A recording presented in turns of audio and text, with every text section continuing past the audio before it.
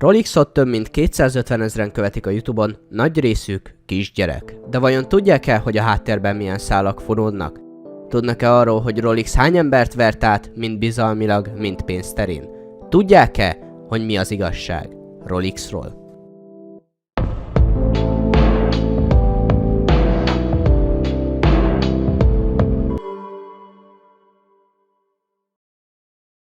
Figyelem, a neked.hu a videó készítése óta bezárt. A neked.hu két online kurzus hirdet, az influencer és a youtuber képzést. Ezek a kurzusok fejenként 50 000 forintba kerülnek, de itt a nagy dél, hiszen ha egybe veszed meg a kettőt, az csak 80 000. Nyilván nem kell mondanom, hogy ez nagyon sok pénz. Erre rátesz, hogy minden információt megtalálsz az interneten ingyen és bérmentve. És erre még ki is tér a gyakran feltett kérdések résznél. Az ellenérve pedig az, hogy oldalak és videók százaiból hasznos alapinformációkra lehetsz, de rengeteg időt és energiát veszíthetsz a kereséssel. Tehát a Rolix számára az idő spórolása megér 50 000 forintot. Úgy, hogy olyan YouTube csatornák, mint például Szabó Viktor, ezeket ingyen megtanítják neked. Nem tudom, mit kell látni, szóval ki tudom találni, hogy mit kell látni, de talán elfért volna egy-két vágókép, nem tudom, hogy erről mennyi fel. Ezek mellett Rolix ingyen odaadta két youtubernek, Matyalatnak és Zsomacnak a kurzust. Mind a kettejük azt mondta, hogy jó, hát akkor biztosan jó, nem? És itt van elásva az, ami nagyon sok ember észre se vesz. Ha valamiért ennyi pénzt kiadsz, az a minimum, hogy jó legyen. Persze a vásárlók véleménye nincs kint az oldalon. Fura, nem? A kurzusát a nagyrészt kiskorú követőtáborának hirdette egy YouTube videóban, és a weboldalán le van írva, hogy akár 10 éves kortól lehet videózni. Ez egyértelműen a gyermekmanipulatív marketing jele. Továbbra is szeretném kihangsúlyozni, hogy úgy gondolom, hogy ez a pénzről szól Rolix is úgy adja elő. Nagyon jó, tehát mindenképpen 10 évesen a legfőbb célod az életben az legyen, hogy minél több pénzt szedjél össze már ennyi idősen. De ez ellen azzal védekezik, hogy a gyereknek úgyis meg kell kérdezni a szüleit, mielőtt megveszi, ami nem igaz, a gyerekek kiszámíthatatlanok, és akár el is vették engedély nélkül a szüleik kártyáját, mint ahogy az jó pár évvel ezelőtt a Fortnite-tal is volt. A csomagokat pedig már vagy fél éve nem lehet megvenni, és már vagy fél éve az van írva az oldalra, hogy júniusban minden újra elérhető lesz, ami nem igaz. Adócsalás gyanús? Írjátok le kommentben.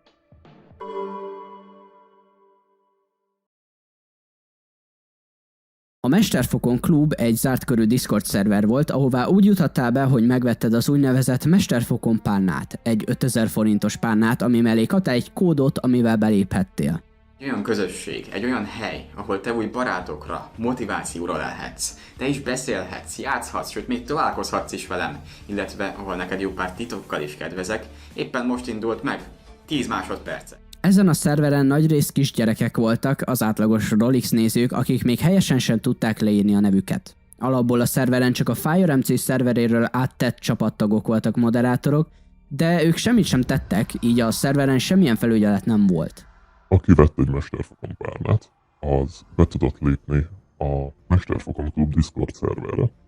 Én bejutottam abba a szerverbe, mert az egyik ismerősömnek nem kellett a kártya, és odaadta nekem. Észrevettem azt, hogy ha szétkáromkodom a kurva anyámat azon a szerveren, akkor senki nem állít meg, mert FireMC stoffok voltak a moderátorok, FireMC developerek azon a szerveren, és konkrétan semmit nem csináltak. Leszarták az egész szervert, senki nem foglalkozott vele.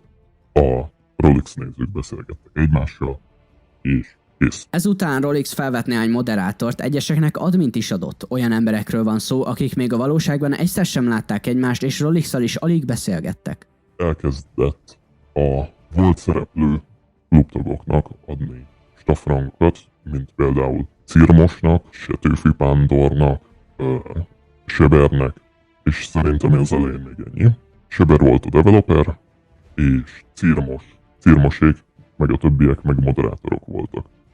A szerver egy darabig elfutott úgy, hogy konkrétan Seber és Cirmos vezérelte az egészet, majd egyik nap belépett a szerverre Nóna, akit Cirmos ismert, és valahogyan bekerült az admin csapatba.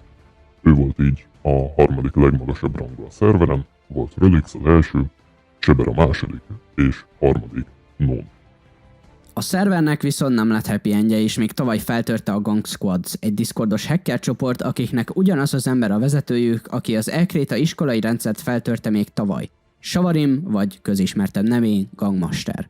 A szervernek Known fejlesztett egy botot, amivel kezelhették a bejelentkezést a kód beírásával, viszont valaki kiszivárogtatta a bot tokenjét, ami olyan, mint egy sima felhasználó jelszava. A szervernek, bár bezárt, elvileg még tavaly nyáron újra kellett volna nyitnia, viszont ebből nem lett semmi, sőt a párna még ebben az évben nyárig fent is volt a Rolix MC shopján, és bár az volt a párna mellé írva, hogy a Mesterfogon Klub tagság jelenleg szünetel, egyik vevő sem kapta vissza a pénzét, és azt sem tudták, hogy lesz-e valami a szerverből újra. Az egész témáról készített Cirmos, egy Mesterfokon tag, egy videót, amiben elmondja, hogy a klubból nem lesz semmi. Utoljára, amikor Rolix-szal beszéltünk, úgy volt, hogy nyári szünet elején nyitunk. Azonban ez sem történt meg. Ebből a videóból megtudjuk, hogy Rolixnak semmi kedve nem volt újraéleszteni a szervert, és ezt még jobban megerősíti a videó alatti kommentje. A videó is rávilágított, hogy biztonsági okokból nem nyithattam per nyithatom újra a klubot. A Discord biztonsága egyszerűen nem alkalmas a feladatra. Nem vállalható felelősség ennyi emberért egy olyan közösségben, ahol ezek elkerülhetetlenül előfordulnak. Értesültem az újranyitós próbálkozásokról, és szívesen be is léptem volna egy más által létrehozott klubszerverre, ám tudtam, hogy abban a pillanatban újra lecsapnának a rossz akarók. Ezért vagyok én, mint Rolix, tehetetlen. Ez az, amit igazán sajnálok. A szerveren még nagyon sok dolgot ígértek, például azt a Minecraft modot, amivel Rolix felvette a cinematikus klipeket a videójába. Ez a replay mod volt, és mivel Rolix a nyers fájlt küldte be a szerverre, megszegte a Minecraft EULA-t, miszerint pénzért nem lehet árusítani modokat.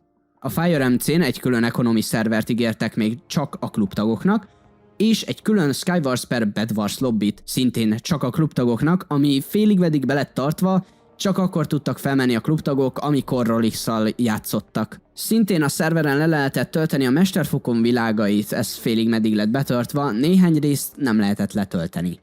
És itt meg is lehetett találni a Mesterfokon világnak a seedjét.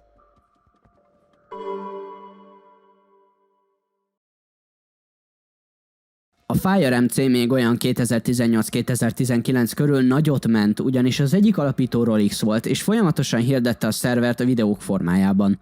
Csak azon a szerveren játszott.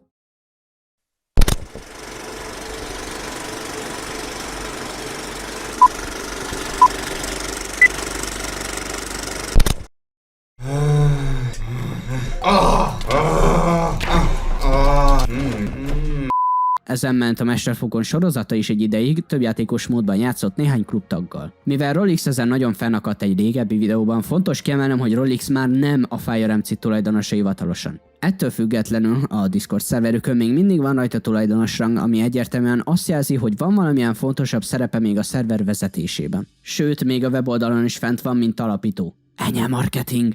És a szerveren is van admin joga. A FireMC-t gondolom nem kell bemutatni, még régen kiderült, hogy egy Discord token lopót raktak a kliensbe, és ugye azt nem is kell említenem, hogy mint minden jó magyaros szerver, az egész pay to win és lopott. Rolix heti beszélgetést és játékokat ígért a szerver tagjainak, viszont egy idő után feledésbe merett az egész, és Rolix olyan magasról leszarta, mint az origó, a hírek hitelességei. A szerverrel nem foglalkozott, ritkán beszélt chaten, és a staffokat is csak az alapján választotta ki, hogy mennyit beszéltek. Amikor a szervert feltörték, Rolix nem volt hajlandó pénzvisszatérítést adni senkinek sem, és ha írt valaki az MC Shopnak levelet, csak azt a választ kapták, hogy nem tudnak a szerver újraindításáról semmit. Ezek mellett, nem tudom, hogy Rolixnek ehhez mennyi köze van, a FireMC-n történt adatszivárgást hivatalosan senki sem jelentette be. Törvény szerint, ha egy online adatszivárgás történik, amiben személyes adatokat találtunk meg, akkor a cég köteles jelezni az incidens a NAI-nak, azaz a Nemzeti Adatvédelmi és Információs Szabadsági Hatóságnak. Az adatszivárgásban benne volt az összes eddig megbüntetett játékos IP címe és neve. Rolix feltehetőleg feljelentette a hackereket rendőrségen, de erről nincsen sajnos több információ. A GDPR azt a követelményt támasztja az adatkezelővel szemben, hogy az adatvédelmi incidens indokolatlan késedelem nélkül és a lehetséges legkésőbb 72 órával azután, hogy az adatvédelmi incidens a tudomására jutott, jelentse be az illetékes felügyeleti hatóságnak. A FireMC-t a Mojangnak már jelentettem, ne aggódjatok.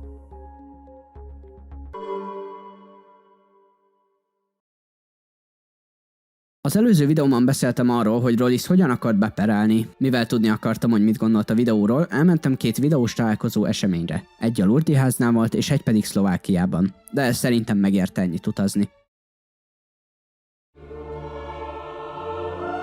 Pirula! Szia, Pirula!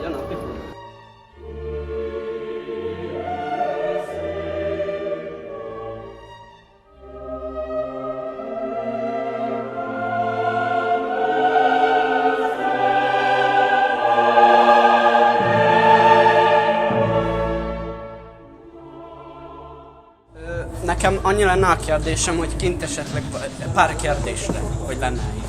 Nem, mert most eszünk, aztán én a második felben menjünk, aztán go haza. Amúgy így még nem találkoztunk, szia, 1024 vagyok. Szia. Tehát mondom, nem volt szó semmilyen perről, tehát odaírod a címbe, hogy per. Azért volt benne, hogy majdnem perelt. De akkor láttad? Láttam, igen, persze. Nice. Hát akkor életszél, elérve. Mondom, csinálhatod szíved joga, csak az egész magyar mentalitás erről szól, szurkáljuk a másokat, a követőket, de minek, hogyha én egyszerűen egy videós vagyok, aki próbál értelmes kontentet gyártani, és erre jössz ezzel az egy évvel az előző történéssel, stb. Nem értem, hogy miért, de szíved joga ilyen kontentet gyártani. Tehát nyugodtan csinálj. Nem tudom, hogy én. Ezután a beszélgetés után, mivel mi voltunk az utolsók a dedikálós pultnál, hogy tudjunk beszélgetni sokat Rolex-szal, hiszen amikor először beszéltünk, a hangfelvétel fájlja korruptálódott, el lettünk zavarva, de nem hagytuk ennyiben. Annyit akartam mondani, hogy nem szoroztam le a rendközösséget, mert nincs velünk baj. Még egy dolog, hogy a videódban a Fideszhez hasonlítottál, de nem tudom, hogy te tartottál a tüntetéseket a tanáraidért, de én tartottam Csabán a barátaimmal tüntetéseket. Úgyhogy nem vagyok Fidesz. Amúgy láttam, hogy követsz egy ilyen diákon. Igen, hát én benne is voltam. Én is voltam már ilyen tüntetésen, mert a nagynéném volt tanár segéd. Úgyhogy egy oldalon állás. Oké. De nem téged hasonlítottalak a Fideszhez. A tetteit. Hanem a... Értem. Nem. Hanem azoknak a tetteit, akik azt mondják, hogy csináld jobban, és csak akkor mondhatsz valamiről rosszat. Itt csak annyit tennék hozzá, hogy igen, összehasonlítottam a Fidesszel ahhoz, hogy megpróbálja elkusoltatni azt, aki rosszat akar mondani róla. Bevallom, kicsit durva volt egyből a legrosszabbal összehasonlítani, bocsánat. Azért beszéltem itt a kommentről, mert hirtelen az jutott eszembe, hogy a videó végén azt mondtam, hogy te sem mondasz Orbán Viktorról olyat, hogy milyen rossz miniszterelnök, bezzeg, ha én lennék. Én ezzel le is zárnám a vitát, ha egy 8 éves Rolex-el Stonefan megtalálja a videómat, mert eddig is megtalálták, nem én fogom megváltoztatni a véleményüket. Nem baj, hogy nézed, de legyél tisztában azzal, hogy mit csinál a kedvenc videósod.